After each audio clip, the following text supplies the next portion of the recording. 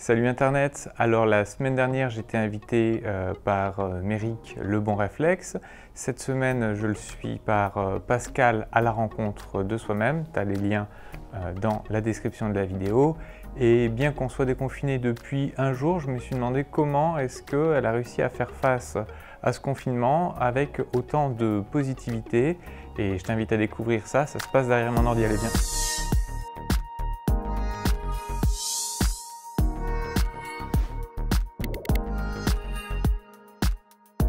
Bonjour Pascal. Bonjour Florian. Merci de te prêter au jeu du coup de l'enregistrement avec tous les petits couacs qu'il peut y avoir, comme ne pas lancer l'enregistrement par exemple. Est-ce que tu peux nous faire une petite présentation rapide pour tous les gens qui ne te connaissent pas? D'accord, donc moi je suis Pascal Varoquier, je suis réflexo-coach, je suis basée dans le Val d'Oise et donc je suis experte en communication relationnelle positive avec une spécialité sur la gestion du stress et des émotions. Ok, alors de toute façon, comme je le disais, j'ai mis tous les liens vers tes pages professionnelles et tout ça dans la description qui se trouve juste en dessous de la vidéo. Comme tu le sais, moi j'avais lancé ce petit appel à témoignage sur le groupe Réflexologue par rapport au confinement qui du coup touche plutôt à sa fin. Et l'idée en fait c'est de prendre la température. Comment est-ce que tout un chacun finalement a vécu cette non-autorisation de travailler ou cette obligation de ne pas trop travailler. Alors, professionnellement, chez toi, comment ça s'est passé? Bah écoute, au premier confinement, j'ai été très dans la colère, comme je pense beaucoup d'entre nous, puisque j'ai été interdite d'exercer, donc avec tout ce que ça génère derrière, au niveau professionnel et personnel. Tout de suite, très rapidement, moi, me suis retournée par mon expertise, c'est-à-dire que je me suis mis en relation avec des associations qui étaient très dans la solidarité pour apporter mon aide en tant que réflexologue par la gestion du stress et des émotions pour apporter du bien-être aux gens. Donc, je l'ai surtout utilisé comme ça. J'ai pris aussi beaucoup de temps pour racheter du matériel, donc préparer le après. Ouais. Donc, ne pas rester dans cette position de peur de stagner, mais d'utiliser cette situation pour rebondir professionnellement, échanger avec des collègues et, comme je t'ai dit, préparer la journée d'après. Au deuxième confinement, je suis devenue complètement folle, avec un coup on ouvre, un coup on ferme. C'est vraiment le mot, complètement folle. C'est pareil, j'ai pris les devants, j'ai été chercher un peu des infos et j'ai eu la chance dans le Val d'Oise que le préfet me donne l'autorisation écrite de travailler parce que je travaille dans un pôle médical. C'est ma spécificité. Donc, j'ai plutôt vécu professionnellement ces déconfinements comme tout le monde, avec des émotions un peu dérangeantes, je dirais pas négatives, et je m'en suis servi pour rebondir et mourir, et surtout communiquer avec des confrères, que ce soit réflexologue ou d'autres métiers, de savoir comment on pourrait préparer l'après pour aider les personnes. Parce qu'il y a beaucoup de gens qui vont avoir besoin. Les grosses répercussions vont arriver bientôt. Donc, professionnellement, voilà, je suis plus dans une dynamique, comme j'échange avec toi aujourd'hui, de comment on peut tous s'allier, tous travailler ensemble pour préparer notre métier sur le déconfinement et comment le métier peut évoluer parce qu'il y a énormément de possibilités.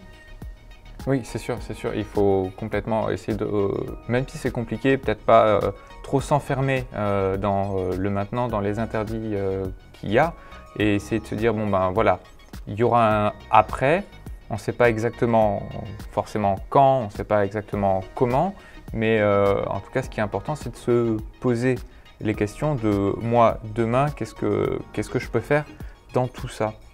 Et du coup, je te demandais sur un plan perso des projets, mais ça peut marcher aussi sur le plan professionnel. Des projets du coup pour le après, des idées que tu mets en place dès maintenant en fait pour demain, au-delà de la communication et un petit peu de pourquoi on est là en ce moment. Alors, au niveau du projet pour demain, entre les deux confinements, parce qu'à la base, on ne savait pas qu'on allait avoir un deuxième confinement, moi, j'ai préparé le après en accompagnement des soignants donc, qui avaient vraiment besoin. J'ai fait 3 mois de séances pour les soignants solidaires dans ma région qui étaient vraiment au contact du Covid.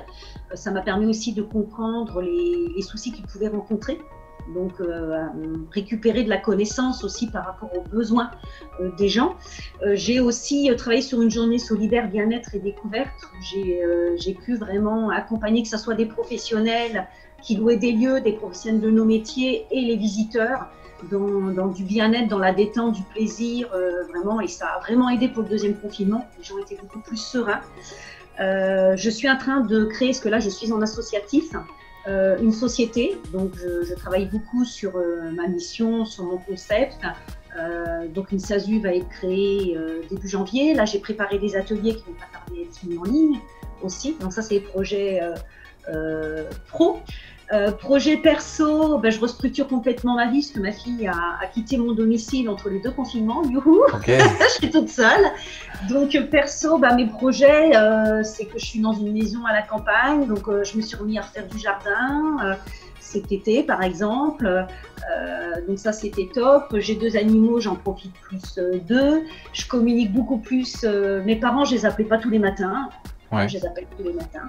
Voilà. Puis côté perso, ça je l'ai appris sur la partie coach, travailler sur ce qui me fait vraiment vibrer. C'est-à-dire que quand ça va pas, parce que moi aussi, je suis humaine, il y a des moments ça va pas avec ce qui se passe, on se fait toujours quand même un peu absorber par ce qui peut arriver autour.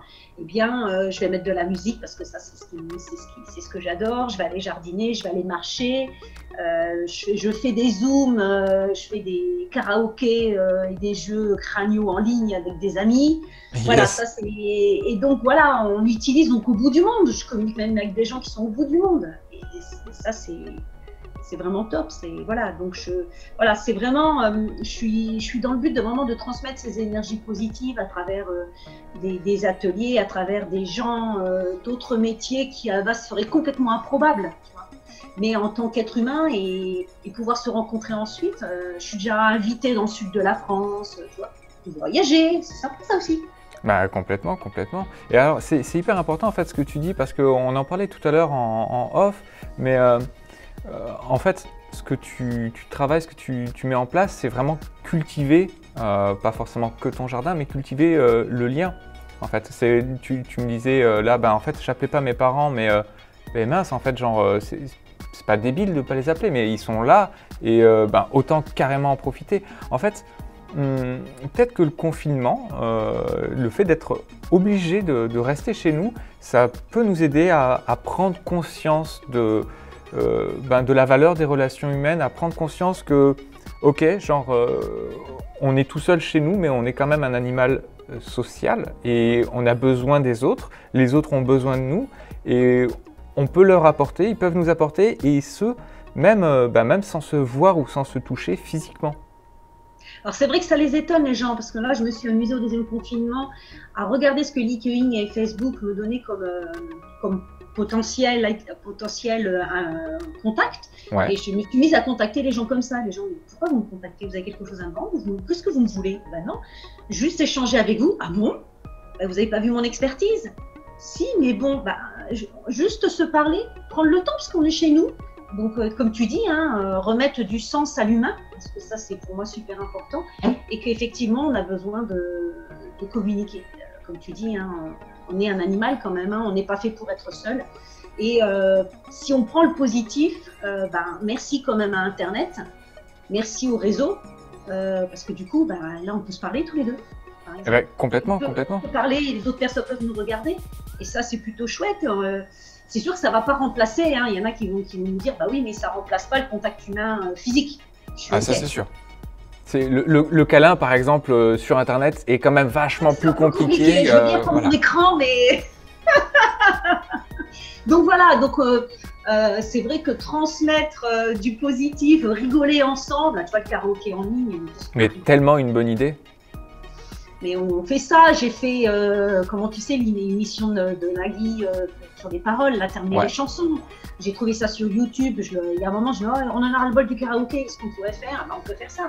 Donc voilà, ça c'est des idées pendant le confinement, de se dire, il y avait des enfants, ils étaient en famille, voilà, et puis c'est pas grave, on a l'air ridicule quand on fait du crânio. Moi je me suis arrivée à faire King Kong, moi. Ok. Je ne demande pas une imitation de suite, ne t'inquiète pas.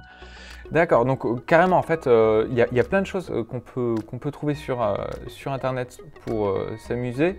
Le principal, c'est de ne pas oublier le contact humain finalement. Et c'est pareil, en fait, on en parlait un petit peu tout à l'heure en off, mais de le repenser finalement, de se dire, bon ben voilà, ok, on peut pas voir les gens. Avant, c'était forcément, si tu voulais écrire à quelqu'un, t'envoyer une carte postale, et là, comme tu l'as dit, mais en fait, attends, il y a Internet, on a des téléphones, on a des nouveaux moyens de communication, alors avec tout le côté négatif qu'ils peuvent avoir, on est submergé d'informations, mais tout le côté positif aussi, et après, c'est libre à nous, en fait, d'utiliser les outils et de ne pas être utilisé par les outils. Ah, c'est tout à fait ça, parce que c'est vrai que dans le temps, on aurait eu cette situation-là, eh ben, on serait encore plus en dépeur en se disant mais qu'est-ce que mes parents, est-ce que mes parents sont malades, est-ce qu'ils vont bien, j'ai pas d'infos, je peux pas le droit de sortir donc je peux pas aller à la cabine téléphonique. Moi je suis de la génération, j'ai connu les cabines téléphoniques quand même. J'ai connu les cartes avec les petits points que tu mettais et tu vois, oui, oui. Ah, et donc du coup là c'est quand même magique. Attends, on a des téléphones, on a Internet. C'est sûr qu'il ne faut pas être tributaire, il faut savoir s'arrêter. Et je suis d'accord avec toi, on reçoit tellement ce qu'on appelle les tunnels de vente, de mails qu'on ne les lit plus.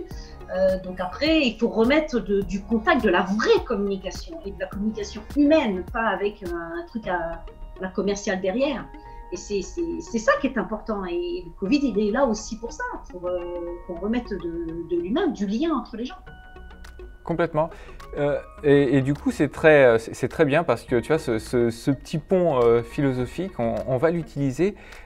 Si tu as un truc que tu peux partager pour justement, on en parlait de générer du positif, c'est plutôt important. Et tu disais genre oui, alors moi aussi je suis humaine et moi aussi ça m'arrive d'avoir des hauts et des bas. Et je sais que par exemple moi je mets de la musique parce que je me suis aperçu que ça me faisait vibrer. Est-ce qu'il y a un petit truc comme ça, un petit mood, un petit état d'esprit que tu cultives en fait, ou que tu as appris à cultiver spécialement à cause de ces confinements et que tu voudrais partager pour que nous, chez nous, on puisse aussi avoir cet outil en plus pour se dire tiens là, je sens que je suis en train de descendre, comment est-ce que je pourrais éventuellement faire pour me remonter? Je vais te donner un petit outil qui n'est pas de la réflexologie mais qui vient du coaching, donc quelque chose que j'ai inculqué aux seniors pour qui j'ai fait un atelier sur la gestion du stress et des émotions. Il y a tout un petit outil qu'on peut faire en 5 minutes, que moi j'appelle de respirer avec son cœur. Okay. Donc le but, c'est de fermer les yeux, de prendre 3 grandes, je le fais vite, mais il faut prendre son temps, on prend 3 grandes respirations, on se centre sur sa respiration, comme ça on a les yeux fermés, on pense à quelqu'un ou quelque chose qu'on adore par-dessus tout. Okay, ou une passion, quelque chose. Un truc qui te fait vibrer. Imagine qu'on le serre contre son cœur. Ouais. On fait ça quand on va pas bien. On respire avec son cœur. Et ensuite, on envoie de l'amour à toutes nos cellules. Ça fait du monde. Cette sensation qu'on a au niveau cœur et au niveau sensation physique, corporelle, et ça, les réflexologues, on sait bien le faire parce qu'on a nos capteurs très développés au niveau des mains. Donc, on est capable, au niveau de tout ce qui circule en nous, de le vivre. On vit vraiment cette période où on se sentait super bien et vous vous mettez à sourire. Tu te mets à sourire et tu restes dans cet état-là le plus longtemps possible. Okay. Et quand on a assez, tu reprends 3 grandes respirations, tu rouvres les yeux et je te jure que tu vas mieux. Il faut savoir que le cerveau ne sait pas faire la différence entre l'imaginaire et la réalité. Oui. Et ça, c'est top. Du coup, moi, je conseille à toutes les personnes qui regardent cette vidéo de ne pas hésiter à en user autant que nécessaire. Et peut-être, tu vois, genre, ce qui pourrait être intéressant, c'est qu'ils nous écrivent dans les commentaires si ça a été facile, du coup, à faire ou pas forcément. Et si ça leur a été utile aussi. Hein. Et s'ils ont besoin qu'ils le redisent, moi, j'ai carrément... je partagerai avec volontiers. Si dans les commentaires, quelqu'un dit... vous avez un support, j'ai un PDF que je pourrais vous mettre. Alors, ce qu'on peut faire carrément, c'est l'écrire et le mettre, nous, dans les commentaires. Je m'en occuperai. Tu peux joindre une pièce? Tu peux mettre une pièce jointe? Je peux mettre une pièce jointe dans la description. Je le transférerai à toi et puis tu le feras? Yes, pas de souci. Alors, est-ce que tu as, sans reprendre mon jeu de mots un petit peu nul, une conclusion courte à nous partager et positive pour conclure ce bel échange?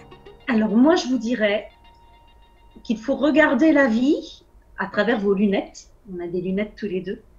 Des lunettes, mais qui sont de couleur arc-en-ciel et positives. Merci. Eh bien, écoute, ruons-nous chez l'opticien dès qu'il sera ouvert, chercher des lunettes arc-en-ciel. Merci Pascal et à une prochaine fois du coup. Et n'hésitez pas, si vous avez aimé, il y a les liens juste en dessous pour peut-être en savoir un petit peu plus. Bye bye. Salut Florian.